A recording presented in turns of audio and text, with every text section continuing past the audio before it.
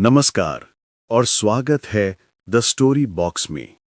कथाओं की वो दुनिया जहां हर कहानी एक नया राज, एक नई रोमांचक यात्रा लेकर आती है। चलिए शुरू करते हैं आज का अध्याय। बहुत पुराने समय की बात है। पहाड़ों और नदियों के बीच बसा था धरणीपुर नाम का एक छोटा सा राज्य।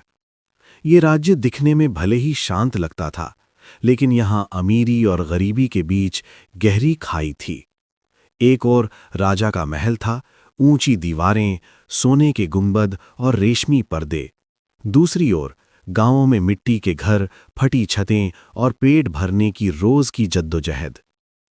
धरणीपुर के एक छोटे से गांव में रहता था हीरू, एक गरीब किसान। हीरू के पास न बड़ी जमीन थी, न बैल, न हल। उसके पास था तो बस एक छोटा सा खेत, 2 कमजोर बैल और ईमानदारी से भरा हुआ दिल। उसकी पत्नी बेटी के पैदा होते ही चल बसी थी। बूढ़ी माँ और 7 साल की बेटी गुड़िया ही उसकी दुनिया थीं। हर सुबह सूरज निकलने से पहले हीरू खेत में उतर जाता और सूरज ढलने के बाद लौटता। पर मेहनत के बाद भी फसल ठीक नहीं होती थी। कभी बारिश धोखा दे जाती, कभी साहूकार ब्याज बढ़ा देता। एक दिन सूखा पड़ गया।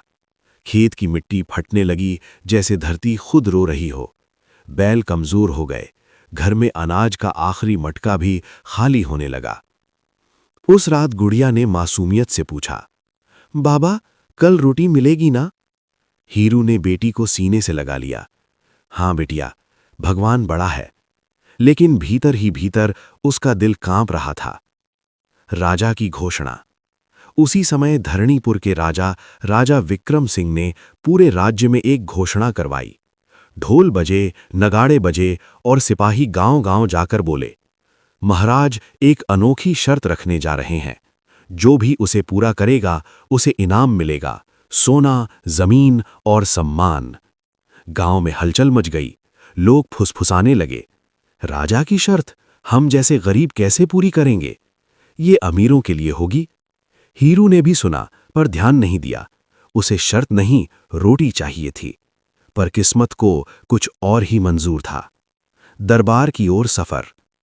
अगले दिन गांव का मुखिया बोला, हर गांव से एक आदमी दरबार जाएगा। राजा खुद शर्त बताएंगे। किसी ने आगे आने की हिम्मत नहीं की। आखिर सबकी निगाहें हीरू पर टिक गईं। तू चला जा हीरू, मुखिया बोला। तेरा तो वैसे भी खोने को कुछ नहीं। हीरू हंसा, कड़वी हंसी। ठीक है, उसने कहा, देख आते हैं राजा की शर्त क्या है। अगली सुबह वो फटे कपड़ों में नंगे पांव दरबार की ओर चल पड़ा। महल देखकर उसकी आंखें चौंधिया गईं। इतना वैभव उसने कभी नहीं देखा था। दरबार में राजा विक्रम सिंह सिंहासन पर बैठे थे। ऊंचा कद, तेज निगाहें और गंभीर चेहरा। राजा ने सबको देखा और बोले, मेरे राज्य में बहुत गरीबी है। मैं जानना चाहता हूं, क्या मेहनत और बुद्धि से किस्मत बदली जा सकती है? दरबार में सन्नाटा छा गया।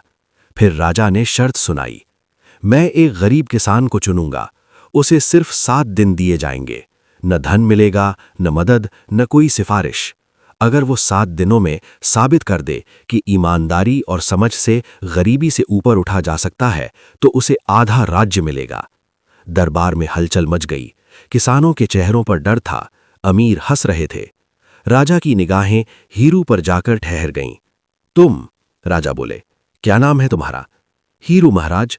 क्या तुम ये शर्त स्वीकार करते हो? हीरू के पैरों तले जमीन खिसक गई। आधा राज्य, 7 दिन। उसे अपनी बेटी याद आई, अपनी मां, सूखा खेत। उसने सिर झुकाकर कहा, अगर हार गया तो? राजा बोले, तो तुम जैसे थे वैसे ही रहोगे। हीरू ने गहरी सांस ली। तो फिर मैं स्वीकार करता हूं महाराज। राजा मुस्कुराए। याद रखना, ये शर्त सिर्फ तुम्हारी नहीं, पूरे राज्य की सोच की परीक्षा है। नई परीक्षा की शुरुआत। हीरू को वापस गांव भेज दिया गया। सिर्फ 7 दिन। गांव वालों ने तरह तरह की बातें की। पागल है, राजा ने मजाक बनाया है, गरीब कभी राजा नहीं बनता। पर हीरू चुप था। उस रात उसने आसमान की ओर देखा और कहा, अगर ये आखिरी मौका है तो मैं इसे यूं ही जाने नहीं दूंगा। उसे नहीं पता था कि आने वाले 7 दिन उसकी नहीं, पूरे राज्य की किस्मत बदल देंगे। 7 दिनों की शर्त शुरू हो चुकी थी।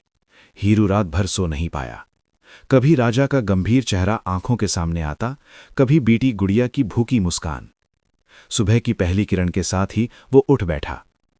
अगर यही आखिरी मौका है, उसने खुद से कहा, तो हर कदम सोच समझ कर उठाना होगा। उसके पास न पैसा था, न सामान, न कोई मदद। बस एक चीज थी, अनुभव। सालों से खेती करते करते उसने धरती, पानी और मौसम को पढ़ना सीख लिया था। पहला दिन। गांव में लोग उसे देखने आ रहे थे, जैसे तमाशा हो। आज क्या करेगा? कोई पूछता। कुछ नहीं होगा, कोई हंसता। हीरू खेत की मेड़ पर बैठा रहा। हल नहीं चलाया, बीज नहीं बोए। लोग और हंसे। लेकिन हीरू मिट्टी को उंगलियों से रगड़ रहा था, सूंघ रहा था। मिट्टी अभी मरी नहीं है, उसने मन ही मन कहा। उसे याद आया कि गांव के पास से एक छोटी सी नदी बहती है, जो बरसात में उफनती है, पर बाकी समय बेकार बह जाती है। अगर पानी को रोका जाए? उसके मन में पहली योजना जन्मी।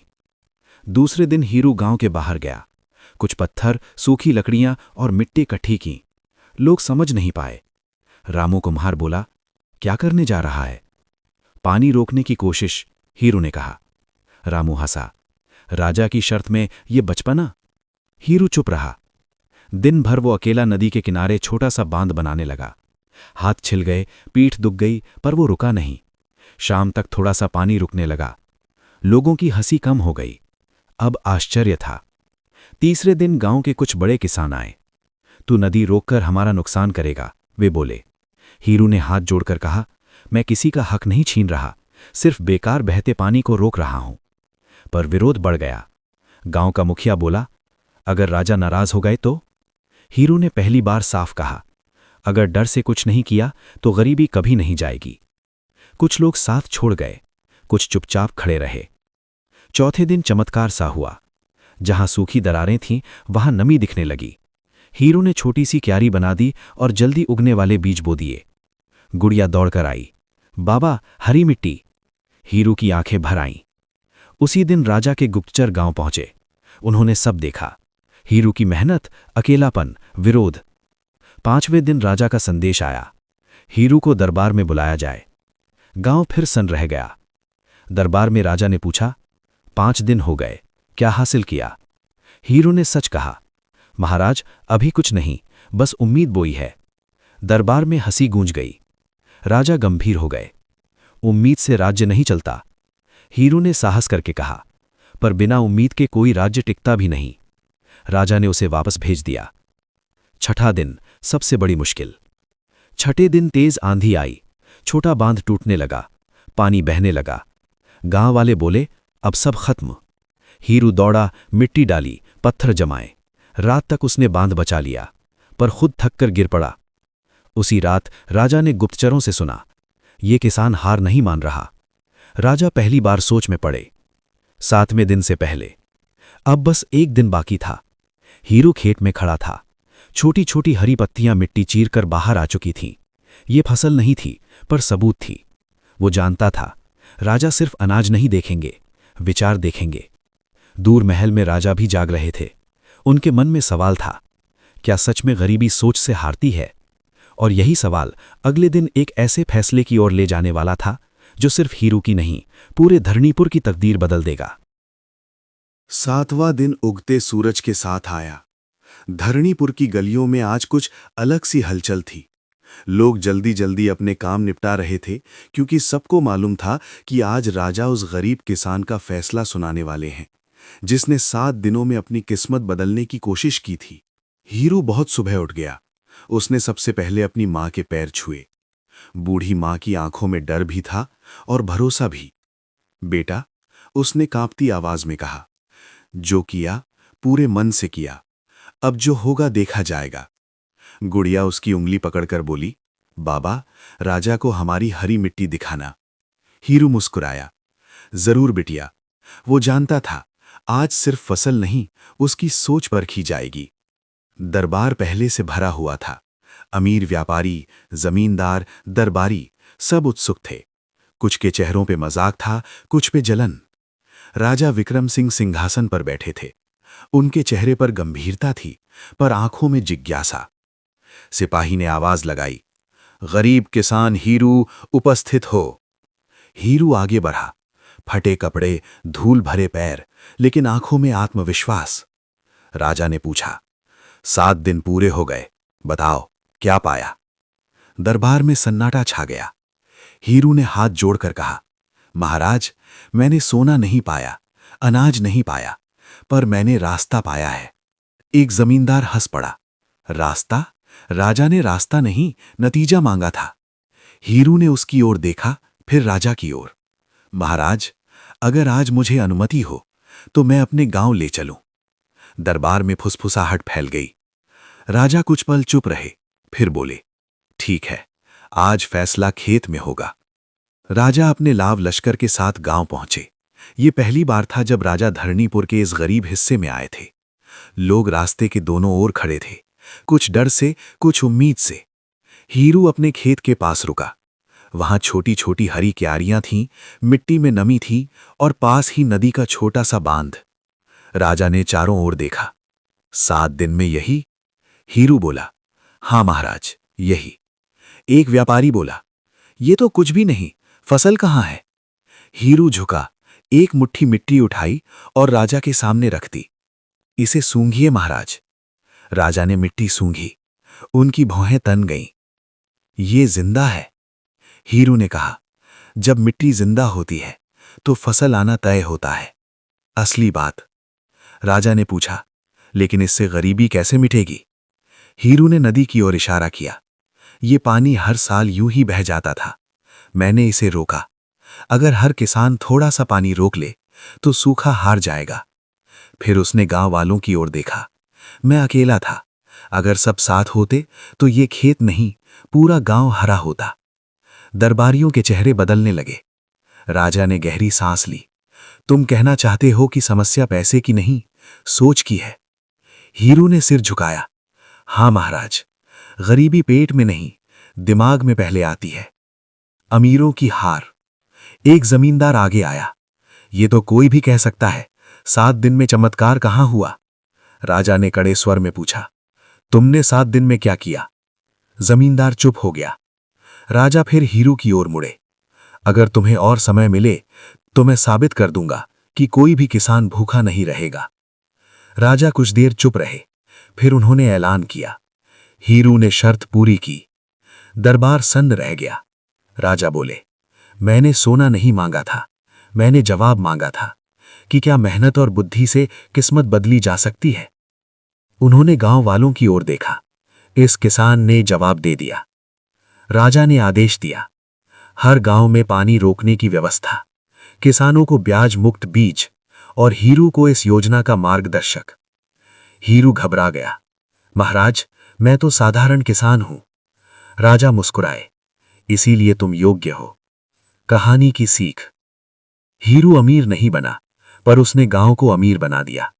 उसकी बेटी गुड़िया भूखी नहीं सोती थी। उसकी मां की आंखों में संतोष था और धरणीपुर में ये लोक कथा फैल गई। गरीबी किस्मत नहीं होती, जब सोच बदलती है तो राजा भी सीखता है। राजा के आदेश के बाद धरणीपुर में जैसे नई सुबह आई थी। पहली बार ऐसा हुआ था कि किसी गरीब किसान की बात को पूरे राज्य ने सुना था। लोग हीरू का नाम सम्मान से लेने लगे थे। वही लोग जो कुछ दिन पहले उसका मजाक उड़ाते थे, अब उससे सलाह लेने आने लगे। पर जहां बदलाव की रोशनी फैलती है, वहां जलन की परछाइयां भी जन्म लेती हैं। अमीरों की बेचैनी। धरणीपुर के बड़े जमींदार और साहूकार राजा के फैसले से खुश नहीं थे। उन्हें डर था कि अगर किसानों की हालत सुधर गई तो उनका दबदबा खत्म हो जाएगा। एक रात शहर के सबसे बड़े साहूकार भैरव सेठ के घर गुप्त बैठक हुई। ये किसान बहुत आगे बढ़ रहा है, एक जमींदार बोला। अगर लोग इसकी बात मानने लगे तो हमें कौन पूछेगा? भैरव सेठ ने दांत पीसते हुए कहा, राजा को भी यह समझाना होगा कि हीरू खतरा बन सकता है।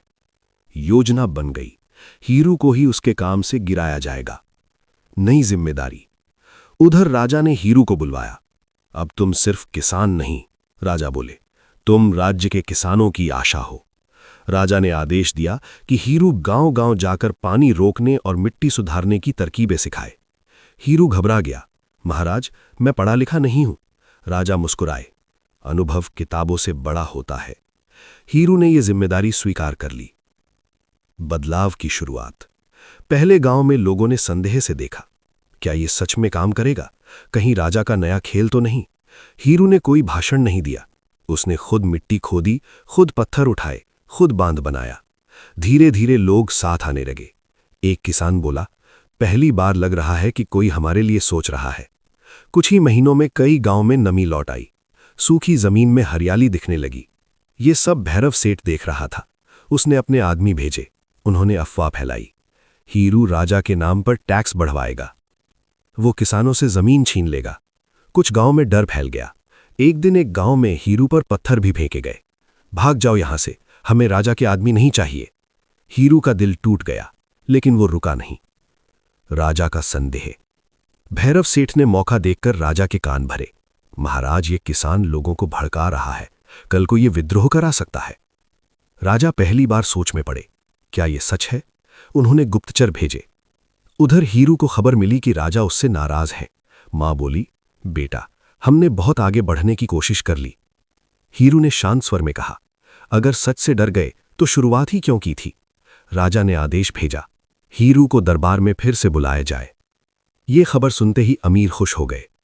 दरबार में राजा ने कठोर स्वर में पूछा, कहा जा रहा है कि तुम लोगों को भड़का रहे हो। हीरू ने सिर झुकाकर कहा, महाराज, मैं सिर्फ उन्हें जीना सिखा रहा हूं। राजा ने कहा, अगर तुम सही हो तो ये साबित करो। फिर राजा ने नई शर्त रखी, 3 महीनों में अगर किसी एक इलाके में अन्न की पैदावार नहीं बढ़ी तो तुम्हारा सारा काम बंद कर दिया जाएगा। ये सबसे कठिन परीक्षा थी। 3 महीने आसान नहीं थे। कभी बारिश कम हुई, कभी लोगों का भरोसा डगमगाया। भैरव सेठ के आदमी चोरी छिपे बांध तोड़ देते, पानी बहा देते। एक रात हीरू ने खुद एक आदमी को पकड़ा। क्यों कर रहे हो ये? हीरू ने पूछा। वो आदमी रो पड़ा। सेठ ने मजबूर किया है। हीरू ने उसे जाने दिया। जा और सच बता देना। उम्मीद की फसल। 3 महीने पूरे हुए। राजा खुद उस इलाके में आए। खेतों में बालियां लहरा रही थीं। पूरी नहीं, पर पहले से कहीं बेहतर। राजा खेत में उतरे, मिट्टी को हाथ लगाया। उनकी आंखों में संतोष था। भैरव सेठ के चेहरे से रंग उड़ गया। नया मोड़। राजा ने सभा में कहा, यह काम किसी एक आदमी का नहीं, पूरे समाज की मेहनत का नतीजा है। फिर उन्होंने भैरव सेठ की ओर देखा, और जो लोग इसे रोकने की कोशिश कर रहे थे, उनकी भी जांच होगी। सेठ समझ गया, खेल पलट चुका है। हीरू थक चुका था, पर टूटा नहीं था। उसे पता था, अभी आखिरी फैसला बाकी है। अमीरों की साजिश पूरी तरह खत्म नहीं हुई थी, और राजा को भी अंतिम सत्य समझना बाकी था। आने वाला समय या तो इस बदलाव को अमर बना देगा, या फिर सब कुछ फिर से अंधेरे में धकेल देगा। धरणीपुर के इतिहास में वो सुबह साधारण नहीं थी। आसमान साफ था, हवा में ताजगी थी, और खेतों से आती हरियाली की खुशबू कुछ नया कह रही थी। पर महल के भीतर माहौल भारी था। आज सिर्फ एक किसान की नहीं, बल्कि पूरे राज्य की दिशा तय होने वाली थी। राजा विक्रम सिंह देर तक खिड़की से बाहर देखते रहे। उन्होंने अपने जीवन में कई युद्ध जीते थे, कई विद्रोह दबाए थे, पर यह संघर्ष अलग था। ये तलवारों का नहीं, सोच का युद्ध था। राजा ने आदेश दिया, आज राज्य की खुली सभा होगी। हर किसान, हर व्यापारी, हर जमींदार आ सकता है। ये सुनते ही भैरव सेठ और उसके साथी घबरा गए। खुली सभा मतलब सच सामने आएगा, एक जमींदार बोला। भैरव सेठ ने दांत भींचे, अगर आज नहीं रोका तो हमारा सब कुछ चला जाएगा। उन्होंने आखिरी चाल चलने का फैसला किया। सभा से एक रात पहले भैरव सेठ के आदमी गांव पहुंचे। उन्होंने कुछ किसानों को डराया, कुछ को लालच दिया। अगर हीरू के खिलाफ बोलोगे, वे बोले, तो कर्ज माफ होगा। कुछ किसान डगमगाए, गरीबी डराती है। उधर हीरू को खबर मिली। मां बोली, बेटा, अब बहुत लोग तेरे खिलाफ खड़े हो सकते हैं। हीरू शांत रहा। अगर सच कमजोर पड़ गया तो समझो वो सच था ही नहीं। उस रात उसने पहली बार अपनी बेटी गुड़िया को सीने से लगाकर देर तक रोया। अगर मैं हार गया तो? ये सवाल उसे खाए जा रहा था। खुली सभा का दिन। अगली सुबह मैदान लोगों से भर गया। गरीब किसान, स्त्रियां, बच्चे सब आए थे। अमीर व्यापारी अलग खड़े थे, चेहरे पर चिंता। राजा सिंहासन पर नहीं बैठे, वे साधारण आसन पर बैठे, लोगों के बराबर। ये देख लोग हैरान रह गए। राजा ने कहा, आज मैं राजा नहीं, इस राज्य का एक सेवक हूं। आज सच बोला जाएगा। भैरव सेठ का आरोप। भैरव सेठ आगे आया। महाराज, ये किसान लोगों को भड़का रहा है, ये हमारी परंपराओं को तोड़ रहा है। राजा ने पूछा, कैसे? सेठ बोला, इसने किसानों को कर्ज न चुकाने की हिम्मत दी, हमारी व्यवस्था बिगाड़ दी। सभा में हलचल मच गई। राजा ने हीरू की ओर देखा। तुम क्या कहते हो? हीरू ने गहरी सांस ली। महाराज, मैंने किसी को कर्ज न चुकाने को नहीं कहा। मैंने सिर्फ ये कहा कि पेट भरने के बाद ही आदमी कर्ज चुकाता है। भीड़ में फुसफुसाहट फैल गई। सच सामने आता है। राजा ने संकेत किया। सिपाही कुछ कागज लेकर आए। ये क्या है? राजा ने पूछा। गुप्तचर बोला, महाराज, ये भैरव सेठ के खाते हैं। झूठा ब्याज, दोहरे हिसाब, जमीनों पर जबरन कब्जा। सभा सन्न रह गई। एक बूढ़ा किसान कांपते हुए आगे आया। महाराज, उसने कहा, मेरी जमीन इसी सेठ ने ले ली थी। आज पहली बार डर नहीं लग रहा। फिर एक और किसान आया, फिर एक और। सच की नदी बहने लगी। भैरव सेठ का चेहरा पीला पड़ गया। ये सब झूठ है, वो चिल्लाया। हीरू की सबसे बड़ी परीक्षा। राजा ने हाथ उठाया। एक सवाल बाकी है। वे हीरू की ओर मुड़े। अगर मैं आज इन अमीरों की संपत्ति जब्त करूं, तो कल तुम खुद राजा बनना चाहोगे? सभा में सन्नाटा। ये आखिरी परीक्षा थी। हीरू ने सिर झुका लिया, फिर बोला, नहीं महाराज, राजा बनने से ज्यादा मुश्किल है ईमानदार बने रहना। लोगों की आंखें भर आईं। अगर मैं राजा बन गया तो कोई और गरीब खड़ा होगा और फिर वही कहानी दोहराई जाएगी। राजा उठ खड़े हुए। उनकी आवाज गूंजी, आज मैं एक नहीं 3 फैसले सुनाता हूं। पहला, भैरव सेठ और उसके जैसे सभी साहूकारों की अवैध संपत्ति जब्त की जाएगी। दूसरा, किसानों का कर्ज नए नियमों से तय होगा, जहां भूख से बड़ा कोई कानून नहीं होगा। तीसरा, हीरू इस राज्य का मंत्री नहीं बनेगा, पर वो हर राजा का आईना रहेगा। सभा में तालियां नहीं बजीं, आंसू बहे। लोक कथा का जन्म। भैरव सेठ को राज्य से निकाल दिया गया। वो जिस डर से राज करता था, उसी डर के साथ चला गया। हीरू वापस अपने खेत लौटा। वही मिट्टी, वही हल, पर अब अकेला नहीं था, गांव वाले साथ थे। उसकी बेटी गुड़िया ने पूछा, बाबा, तुम राजा क्यों नहीं बने? हीरू मुस्कुराया, क्योंकि राजा बदलते हैं बिटिया, पर अगर किसान बदल गया तो इतिहास बदलता है। कहानी का अंत। सालों बाद धरणीपुर की पहचान बदल गई। लोग कहते, ये वो राज्य है जहां एक गरीब किसान ने राजा को शर्त जिताई थी। और ये लोक कथा पीढ़ियों तक कही जाती रही। राजा की ताकत ताज में नहीं होती और किसान की कमजोरी गरीबी नहीं होती। जब सच खेत में उगता है तो इतिहास की फसल लहलहाती है।